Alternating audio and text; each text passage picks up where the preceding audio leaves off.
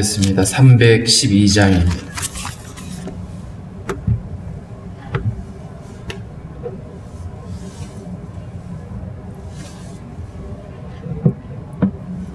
(312장)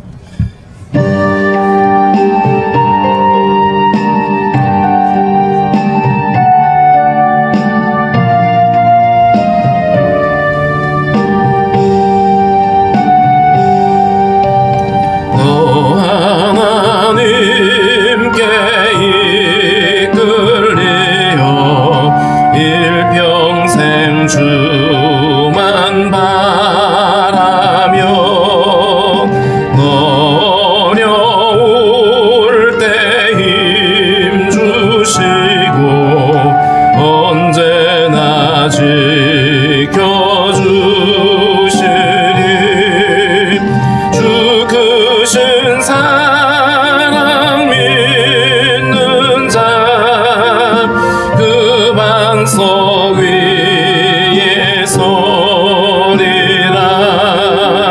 너 설레는 맘 가다듬고 희망 중 기다리면서 은혜로우신 주의 뜻과 사랑에 만족하여라. 우리를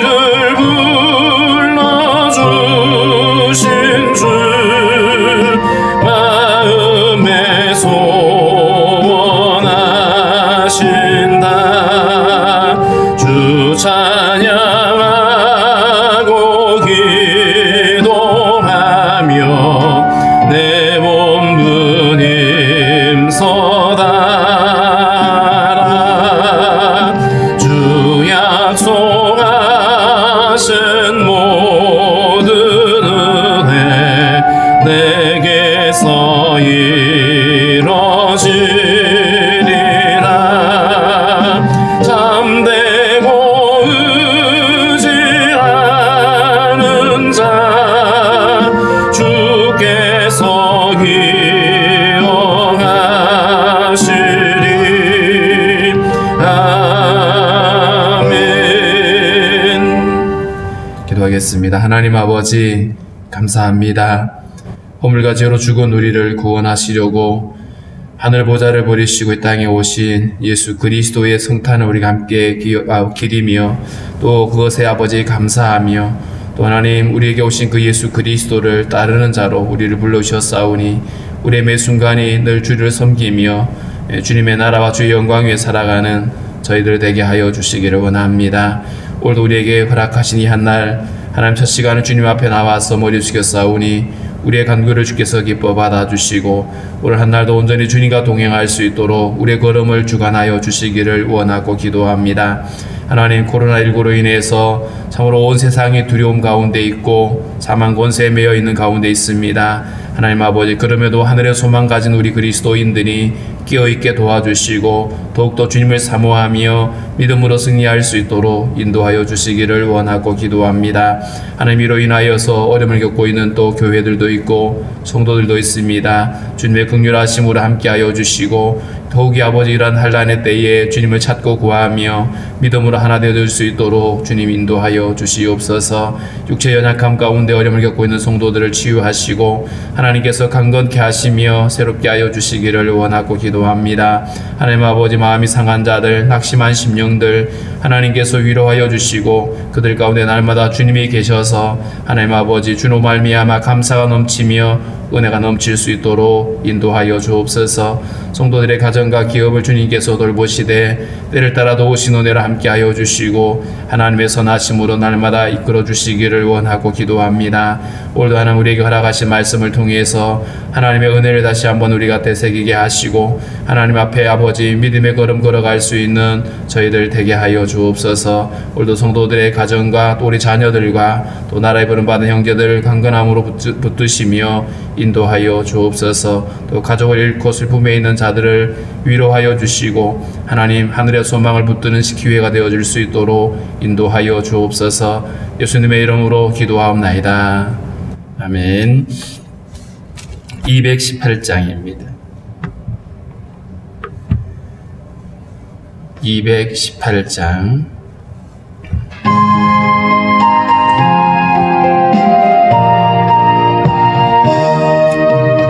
내 맘과 정성을 다하여서 주 너의 하나님을 사랑하라.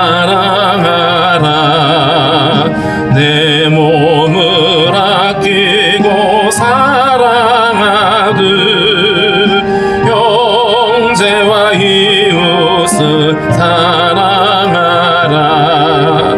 주께서 우리에게 명하시니 그 명령 따라서 살아가리. 널 미워해 치는 원수라도 언제나 너그럽게 사랑하라. 널 비판하는 자 위해서도 진실한 마음으로 복을 빌라. 주께서 우리에게 명하시니 그 명령 따라서 살아가리. 나 항상 주님을 멀리하고 형제를 사랑하지 못하였다. 이러한 죄인을 사랑하사 주께서 몸 버려 죽으셨다. 속죄의 큰 사랑 받은 이 몸 내 생명 다 바쳐 충성하리. 아멘. 고린도후서 8장입니다. 고린도후서 8장 1절부터 15절까지 함께 읽겠습니다. 고린도후서 8장 1절부터 15절입니다. 형제들아, 하나님께서 마게도냐 교회들에게 주신 은혜를 우리가 너희에게 알리노니 환난의 많은 시련 가운데서 그들의 넘치는 기쁨과 극심한 가난이 그들의 풍성한 연보를 넘치도록 하게 하였느니라. 내가 증언하노니 그들이 힘대로 할 뿐 아니라 힘에 지나도록 자원하여 이 은혜와 성도 섬기는 일에 참여함에 대하여 우리에게 간절히 구하니 우리가 바라던 것뿐 아니라 그들이 먼저 자신을 주께 드리고 또 하나님의 뜻을 따라 우리에게 주었도다. 그러므로 우리가 디도를 권하여 그가 이미 너희 가운데서 시작하였은즉 이 은혜를 그대로 성취하게 하라 하였노라. 오직 너희는 믿음과 말과 지식과 모든 간절함과 우리를 사랑하는 이 모든 일에 풍성한 것 같이 이 은혜에도 풍성하게 할지니라. 내가 명령으로 하는 말이 아니요 오직 다른 이들의 간절함을 가지고 너희의 사랑의 진실함을 증명하고자 함이로라. 우리 주 예수 그리스도의 은혜를 너희가 알거니와 부요하신 이로서 너희를 위하여 가난하게 되심은 그의 가난함으로 말미암아 너희를 부요하게 하려 하심이라. 이 일에 관하여 나의 뜻을 알리노니 이 일은 너희에게 유익함이라. 너희가 1년 전에 행하기를 먼저 시작할 뿐 아니라 원하기도 하였은즉 이제는 하던 일을 성취할지니 마음에 원하던 것과 같이 완성하되 있는 대로 하라. 할 마음만 있으면 있는 대로 받으실 터이요 없는 것은 받지 아니하시리라. 이는 다른 사람들은 평안하게 하고 너희는 곤고하게 하려는 것이 아니요 균등하게 하려 함이니 이제 너희의 넉넉한 것으로 그들의 부족한 것을 보충함을 함은 후에 그들의 넉넉한 것으로 너희의 부족한 것을 보충하여 균등하게 하려 함이라. 기록된 것 같이 많이 거둔 자도 남아있지 아니하였고 적게 거둔 자도 모자라지 아니하였느니라. 아멘.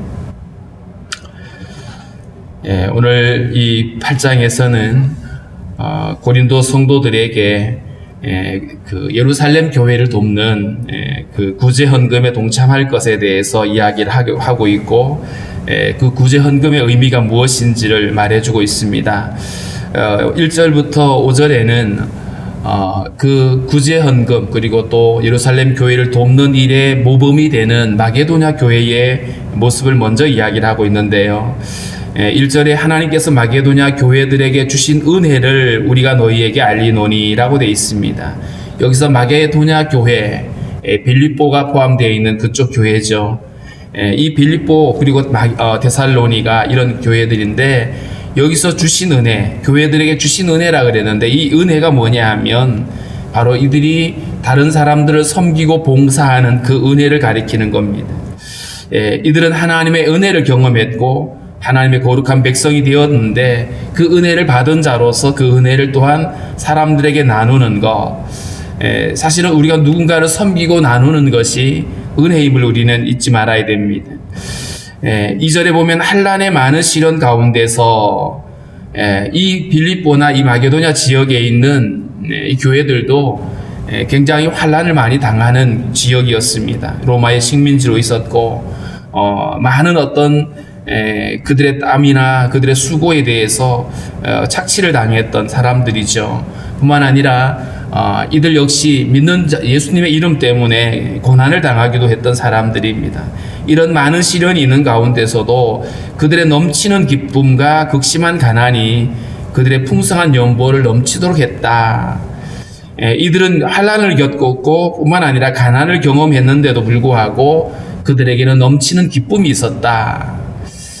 특별히 환난 가운데서도 기뻐할 수 있는 것은 그리스도인들의 특징이라고 말할 수 있습니다. 예수 믿는 이유 때문에 환난을 당할 때, 그래서 나는 죽을 것 같아, 늘 그래서 근심하고 힘들어하고 하는 그런 모습이 아니라 도리어 환난 가운데서도 기뻐하고 예수 안에 있는 소망 때문에, 내가 예수의 이름 때문에 핍박받는 것 때문에 도리어 감사하고 기뻐하는 이들의 모습이고요. 뿐만 아니라 이들의 극심한 가난이 도리어 풍성한 연보를 넘치게 했다. 어떻게 극심한 가난 중에 있는 사람들이 풍성한 연보를 만들 수 있었을까? 사실은 이들은 자기들의 어떤 가난이나 어떤 소유의 어떤 넉넉함 때문에 다른 사람을 섬긴 것이 아니었습니다. 우리가 누군가를 돕는 역할을 하는 일을 보면 꼭 많이 넘치는 사람, 남는 것을 가지고 주는 게 아니거든요. 오히려 가난을 아는 사람들이, 다른 사람들의 그 어려움을 아는 사람들이 없는 중에도 나누거든요. 이 마게도냐 교회가 그런 모습이었습니다. 그래서 극심한 가난을 경험했고 환난도 있었지만 그 환난 당하는 자들, 그리고 어려움 가운데 있는 사람들을 섬기는 일에 이들이 기쁨으로 했다. 이게 사실은 은혜인 거죠. 그래서 나눌 수 있는 것이 은혜고요, 섬길 수 있는 것이 은혜인 겁니다. 그래서 이 풍성한 연보가 단순히 그들이 잘 살고 남아돌아서가 아니라 그 가난하고 환난을 당하고 있는 상황에서도 이들은 기쁨으로 이 일을 감당했다라고 말합니다. 그렇기 때문에 가난이라고 하는 것이 인색함의 동기가 되어서는 안 됩니다. 가난한 중에서도 다른 사람의 아픔에 동참을 하게 되고 그 사람을 도울 수 있는 마음들이 열려 있어야 되는 것이죠. 3절에 보면 내가 증언하노니 그들이 힘대로 할 뿐 아니라 힘에 지나도록 자원했다. 이 마게도냐 지역의 교회들이 다른 사람을 섬기는 다른 교회, 특별히 예루살렘 교회를 섬기는 그 일에 있어서 자원하는 마음을 가졌는데 힘대로 할 뿐만 아니라 힘에 지나도록 했다. 그러니까 그들이 성도를 섬기는 이 일을 기쁨으로 감당하는데 자기들이 어떤 일상적으로 사람들이 봤을 때에 자기도 없는데, 자기도 가난한데 그 힘에 지나도록 정말 최선을 다해서 섬겼다라고 하는 말인 것이고요. 4절에는 이 은혜와 성도 섬기는 일에 참여함에 대하여 우리에게 간절히 구하니라고 돼 있어요.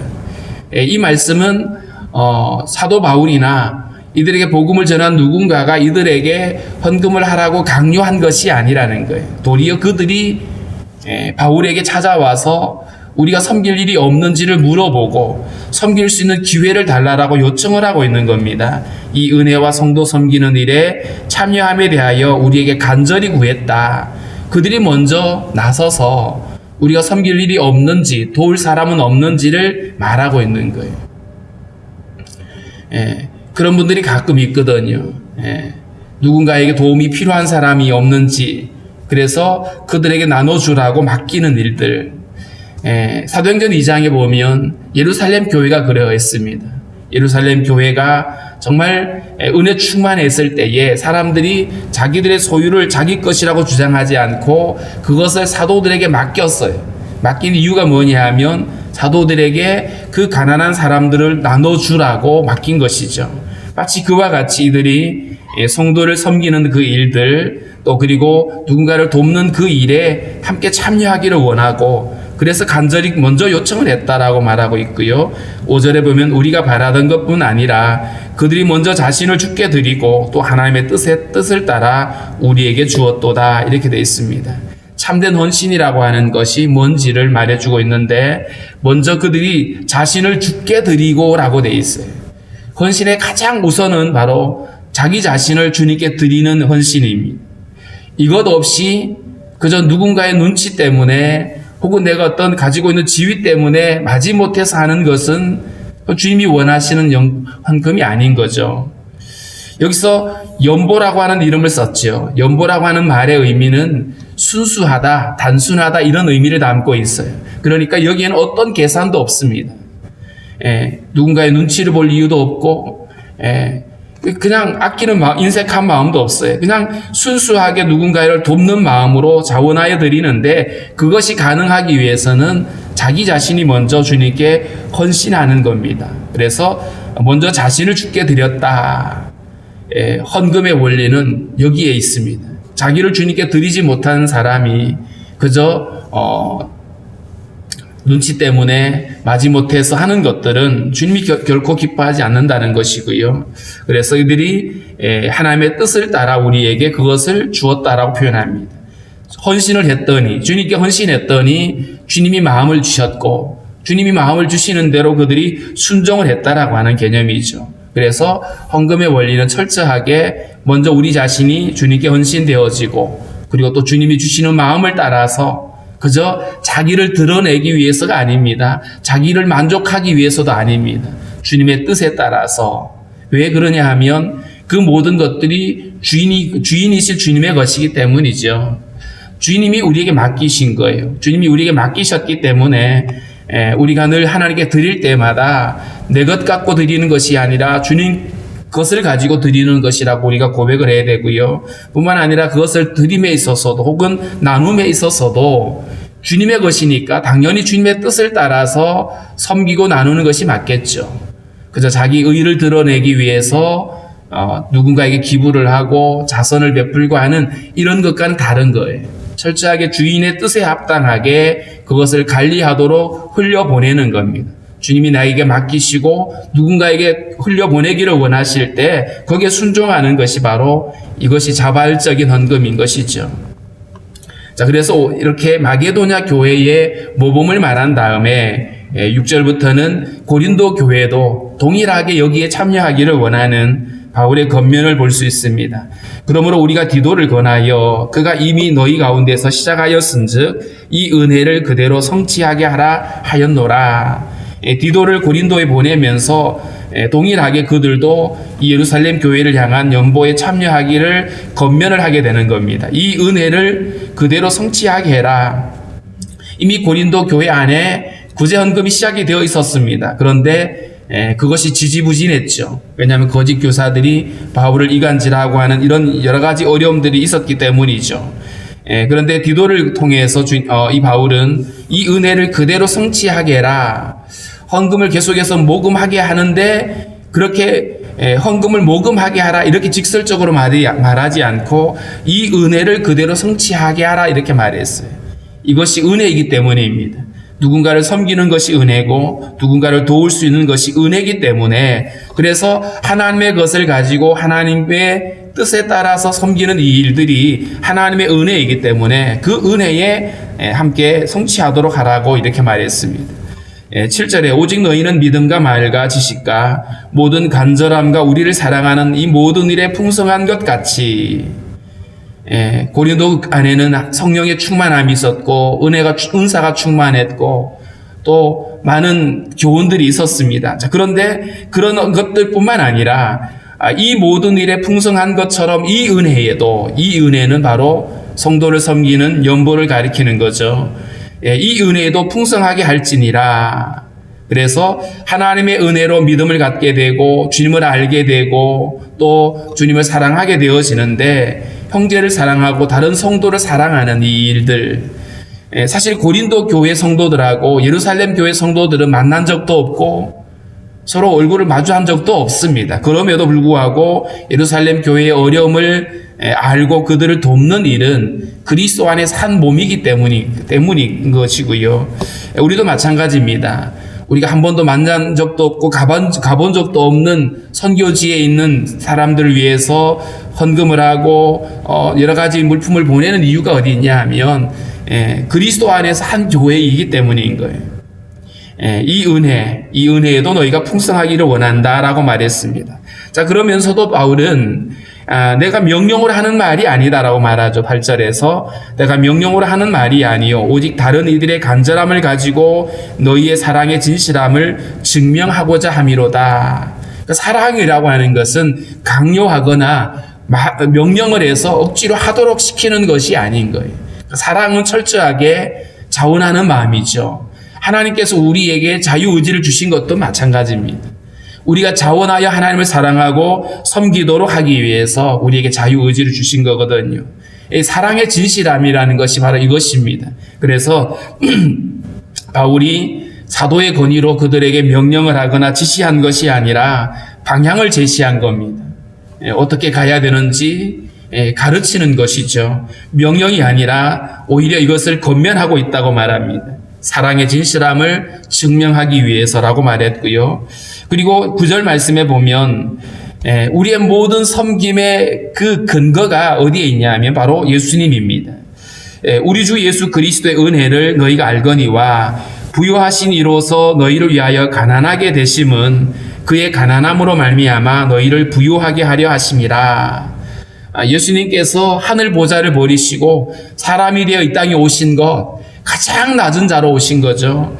부요하신 자로서 우리를 위하여 가난하게 되셨다.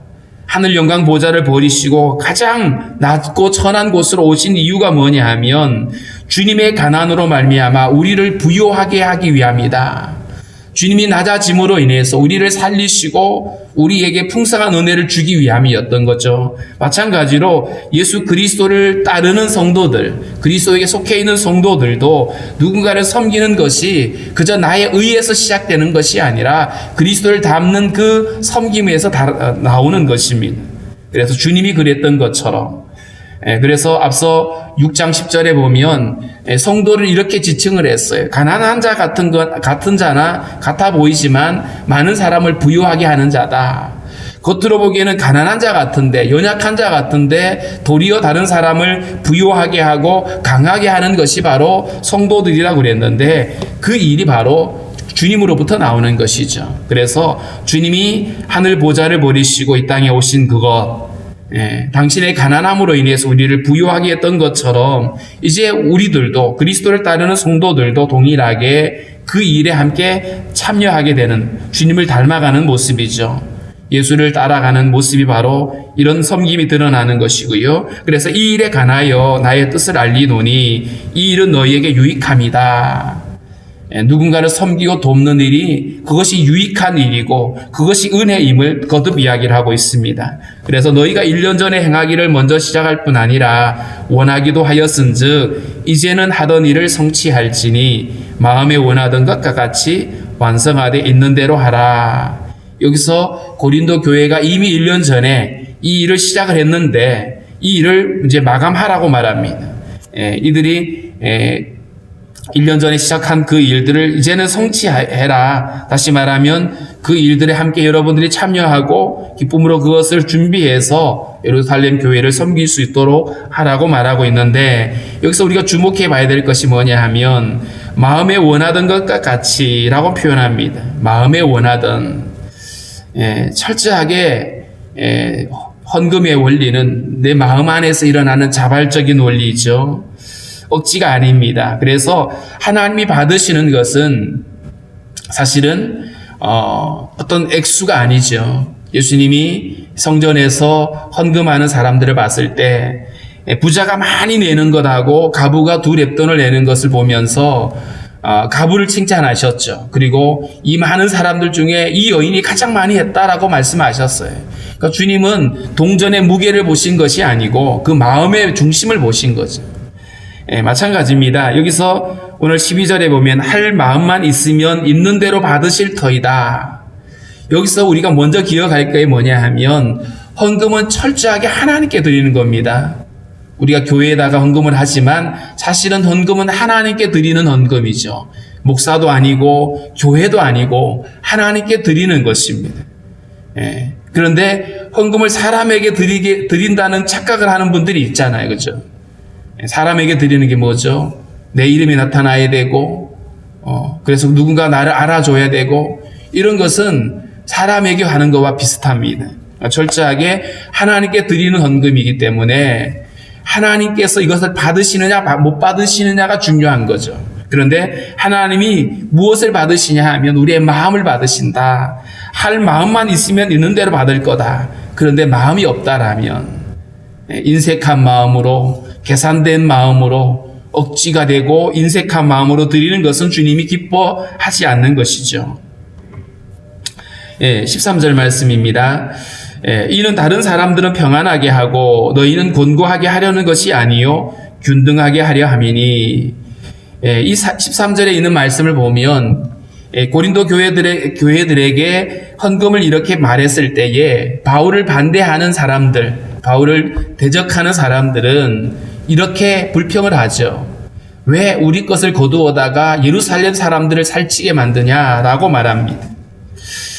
그런데 바울은 다른 사람들을 부자가 되게 하고 그 사람들을 사치하게 하고 너희들을 가난하게 만드는 것이 아니다. 이건 결코 연보의 원리가 아닌 거죠. 오히려 균등하게 하려 합니다. 있는 사람들이 없는 사람 거 나눠주고 가진 사람들이 갖지 못한 사람들에게 나눠주는 이 원리인 거죠. 이것이 바로 공동체의 원리이고 한 몸 되어진 원리인 것입니다. 그래서 상부상조하는 거예요. 내가 나눌 수 있을 때 나눠주고 또 내가 누군가의 도움을 받을 때 도움을 받는 이런 개념이죠. 14절에 보면 이제 너희의 넉넉한 것으로 그들의 부족한 것을 보충함은 혹시 후에 그들의 넉넉한 것으로 너희의 부족한 것을 보충하여 균등하게 하려 함이라. 언제까지나 예루살렘 교회가 받기만 하는 것이 아니라 언젠가는 예루살렘 교회도 다른 교회를 섬기게 되어지는 이런 개념이죠. 사실 우리 문강교회도 다른 교회의 도움을 받았던 교회입니다. 오랫동안 교회의 도움을 받았는데 언젠가부터 우리 교회는 또 누군가를 돕는 교회로 다시 돌아설 수 있었던 거, 이런 원리인 거죠. 그렇기 때문에 상부상조를 하게 되어지고 무엇보다도 우리가 그리스도 안에서 한 몸된 교회라는 것을 잊지 말아야 됩니다.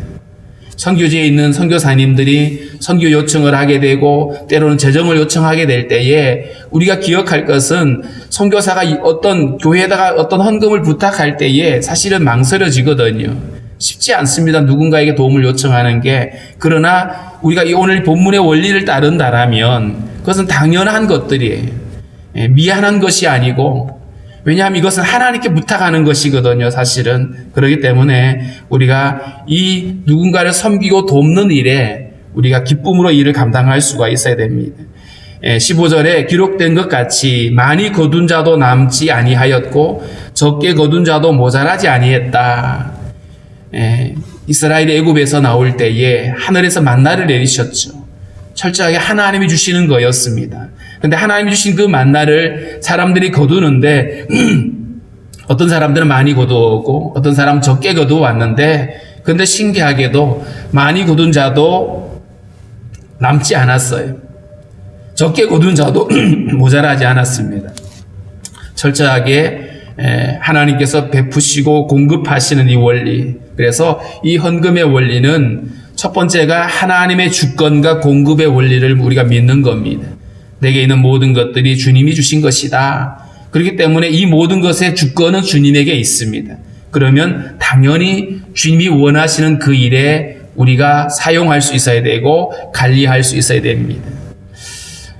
우리가 교회에 나오면 11조를 드리기도 합니다. 근데 11조를 드릴 때에 10의 1은 주님의 것이고 10의 9는 내 것이다가 아닙니다. 우리는 모든 것이 주님의 것임을 고백하는 고백으로 드리는 것이고요. 남은 것들조차도 하나님의 뜻대로 사용하겠다라고 하는 약속 같은 겁니다. 그런 것이 바로 온전한 믿음인 것이고요. 그럴 때 주님이 우리에게 주셨고 공급하셨는데 주님의 뜻에 따라서 우리가 이것을 나누고 흘려보내고 섬길 때에 주님은 그것을 기뻐하시는 거예요. 그리고 계속해서 주님이 우리에게 공급하기를 기뻐하시겠죠. 어느 곳에 주었는데 거기에 그냥 계속 쌓아놓으면 더 이상 주님은 주실 이유도 없으시고요. 쌓아놓은 것들은 썩게 되는 것이죠. 그래서 철저하게 우리는 하나님의 통로로서 하나님 우리에게 주신 것들을 흘려보내고 나누어 주는 것, 이 은혜의 풍성한 은혜가 우리에게도 있었으면 좋겠습니다. 그래서 우리 교회와 우리 모든 성도들이 주님 주신 것으로 늘 기뻐하고 감사하고 또 흘려보내고 나누어 주는 이 일에 늘 감사하는 이런 섬김의 삶을 살아갈 수 있기를 바라고요. 무엇보다도 오늘 주님이 하셨던 것처럼 부유하신 자로서 가난하게 되신 것, 가난을 일부러 선택하신 것은 당신의 가난을 인해서 다른 사람을 부유하게 했던 것처럼 우리의 섬김도 다른 사람을 더 높여주고 세워주는 그 일에 우리 자신을 드리는데 우리가 기뻐할 수 있게 해달라고 우리 함께 기도하겠습니다.